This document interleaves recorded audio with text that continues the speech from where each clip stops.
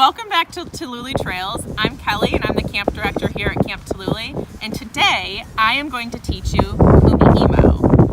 Kumihimo is a really cool craft that we teach here at Camp Talooli, and it's actually a form of Japanese braiding. And so it can look like this. There's all different types of patterns or a spiral. It's something that you can do with supplies that you might find in your own home. So Kumihimo is a craft that I learned from another camp professional that works at a different summer camp. And when she taught me, she gave me a weave wheel like this that helps me to do the Kumihimo. You can purchase them that look like this, or you can make your own, and I'll teach you how to do that in a little bit. So once you have your weave wheel, you're gonna need 2 colors of yarn. So I've already pre-cut some yarn. I've got red and purple. When you're starting out, it's easier to have shorter strands. So I would encourage you to cut them either forearm length or arm length.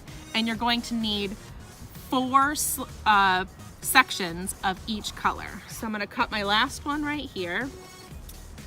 So now I've got 4 pieces of purple and 4 pieces of red, and I'm gonna tie them in a knot all together. Once they're tied together, I'm gonna put it down into the weave wheel, the hole right there. Now you can see on my weave wheel, there are 4 dots. So I'm going to fit the yarn on either side of those dots. There are slices in the weave wheel to hold my yarn nice and snug, just like this.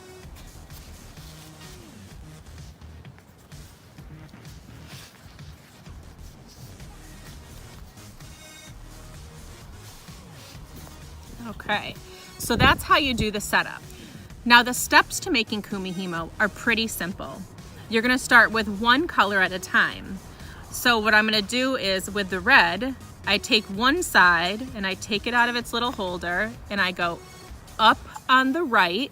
This might be backwards for you, but from what I'm looking at, and down on the left, okay? And then I'm gonna turn it. Now, this didn't come on the wheel, but I drew arrows on my wheel to remind myself which direction to turn. And then I'm gonna go with the other color. Up on the right, down on the left, just like that. And then you keep going. It's as simple as that. Up on the right, down on the left, turn. Up on the right, down on the left, and turn. Now, it's pretty simple in terms of the steps to take, but one thing that confuses a lot of kids is if I set it down and I come back later to keep working, which color did I leave off on? So let me teach you an easy way to figure out which color you left off on. Do you see how the purple strands look like they're parallel, which means they go nice and sideways without touching each other? That's different from the red. The red ones kind of make like a little bit of a V shape. And that V shape of the red tells me I need to start with the red. So if I come back to a little later, I go up on the right, down on the left, and turn. All right. So you can see after a few minutes of me working on my weave wheel, if I take a look at the back, you can see how it's starting to come through the bottom with that spiral pattern, and it'll just keep growing and growing until you get to the end. And with your Kumihimo, you can make a bracelet, you can make a necklace, you can make a keychain. See on this one here, I put a little keychain loop through it. Now, I understand that not all of you will have access to this specific weave wheel, but there's a lot of materials in your own home that you might be able to use to make your own weave wheel at home. For example, I found this piece of thick foam at my house, and I made one just like that weave wheel by cutting it into a circle, putting a hole in the middle, and cutting some slices around the outside.